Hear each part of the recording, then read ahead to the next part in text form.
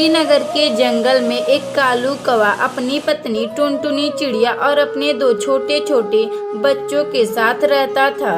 कालू कौवा के पास कुछ थोड़ी मोड़ी जमीन थी जिस पर वह खेती किया करता था। धीरे धीरे इसी तरह दिन बीत रहा था और उसके बच्चे भी बड़े हो चुके थे। वह भी स्कूल जाने लगे। टुनटुनी चिड़िया अपने दोनों बच्चों को खाना खिलाकर स्कूल भेज देती है।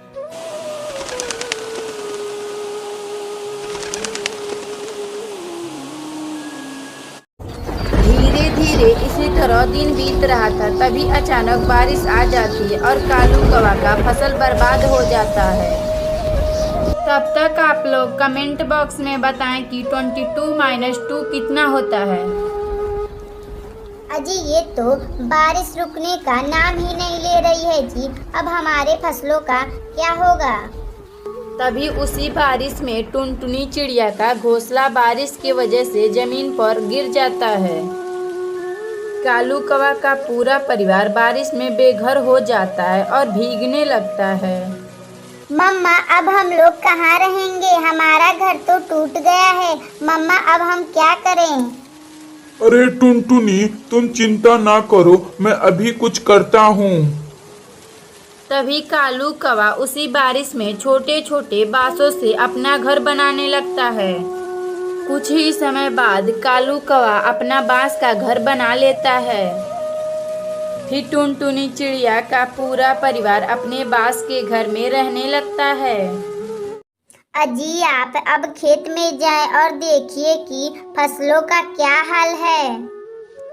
अच्छा ठीक है टुनटुनी, मैं अभी जाता हूँ और देख कर आता हूँ। तभी कालू कौवा उड़ते उड़ते अपना खेत देखने चला जाता और खेत की हालत देखकर रोने लगता है। फिर कालू कौवा वापस अपने घर आने लगता और वह पूरा बात अपनी पत्नी टुनटुनी चिड़िया को बताता है।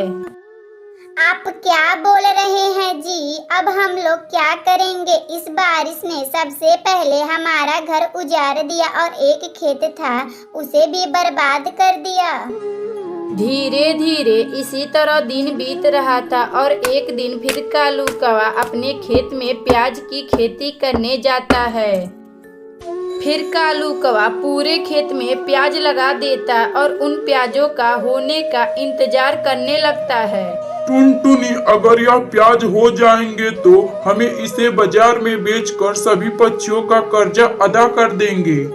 ये तो आपने कितनी अच्छी बात बोले हैं जी। हम सभी पक्षियों का कर्जा चुका देंगे।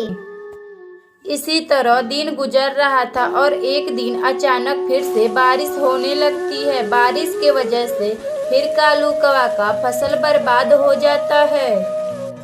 अजी आप ऐसे हार मत मानिए जी। अब हम लोग बैगन की खेती करते हैं। मेरी बहन टूनी के पति भी वही काम करते हैं जी। हाँ टुनटुनी, कल से हम लोग अपने खेत में बैगन की खेती करेंगे।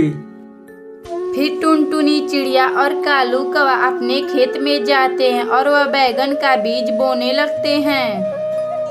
धीरे धीरे कालू कौवा का बैगन की खेती रंग ला देती है और उसके खेत में बहुत सारे बैगन हो जाते हैं। अजी आप बाजार जाइए और सारे बैगन बेच दीजिए। हमारे बच्चों का फीस देना है। फिर कालू कौवा सारे बैगन को बाजार में बेच देता और वह अब खुशी खुशी रहने लगता है। अगर आपको यह कहानी अच्छी लगे तो वीडियो को लाइक करें और चैनल को सब्सक्राइब करें।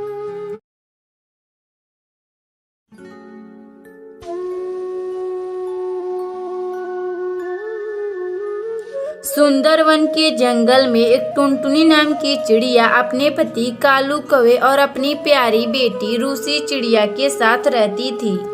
कालू कौवा बाकी पक्षियों के तरह एक किसान था और वह अपने खेत में काम कर रहा था। जंगल में बाकी सारे पक्षी अपने लड़के और लड़कियों का जन्मदिन मनाया करते थे। धीरे धीरे कुछ दिन बाद कालू कौवा का बेटी रूसी चिड़िया का भी जन्मदिन आने वाला था। मम्मा मेरा जन्मदिन आ रहा है। क्या मेरा जन्मदिन बाकी पक्षियों की तरह भी आप मनाएंगे कि नहीं। कालू कौवा के पास कुछ पैसे ना होने की वजह से वह अपनी बेटी रूसी चिड़िया से कहता है, बेटा, इस बार फसल नहीं हुई थी तो मेरे पास पैसे भी नहीं हैं। मैं तुम्हारा इस बार जन्मदिन नहीं मना पाऊंगा। तभी इतना बात सुनकर कालू कौवा की बेटी रूसी चिड़िया अपने कमरे में चली जाती है और वहाँ रोने लगती है। जंगल में सभी पक्षी अपने बच्चों का जन्मदिन मनाते हैं और मेरे मम्मी पापा मेरा जन्मदिन नहीं मनाते हैं। मैं अब पापा से कभी बात नहीं करूंगी। और धीरे धीरे इसी तरह दिन गुजर रहा था। तभी रूसी चिड़िया की सहेली टूनी चिड़िया का जन्मदिन आता है। वह अपनी प्यारी सहेली रूसी चिड़िया के पास आती है। रूसी बहन, मेरा इस सोमवार को जन्मदिन है और मैं भी सभी पक्षियों को इनवाइट की हूँ और तुम्हें भी कर रही हूँ। तुम मेरे जन्मदिन पर जरूर आना। अच्छा ठीक है टूनी, मैं अपने मम्मी पापा से पूछकर तुम्हारे बर्थडे में जरूर आऊंगी।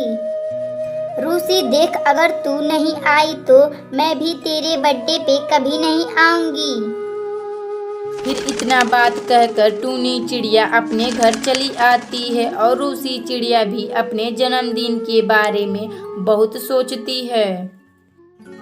तभी 2 दिन बाद सोमवार का दिन आ जाता है और रूसी चिड़िया अपनी सहेली टूनी चिड़िया के घर गिफ्ट लेकर पहुंच जाती है, जहां जंगल के सभी पक्षी टूनी के घर उसका जन्मदिन मनाने आए थे और रूसी चिड़िया भी अपनी सहेली के घर आ चुकी थी।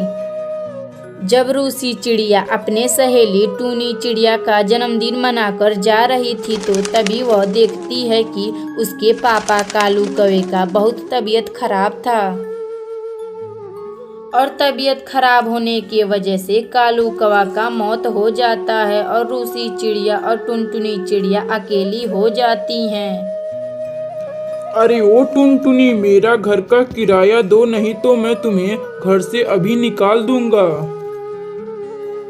फिर जंगल का मकान मालिक उन दोनों को घर से निकाल देता है।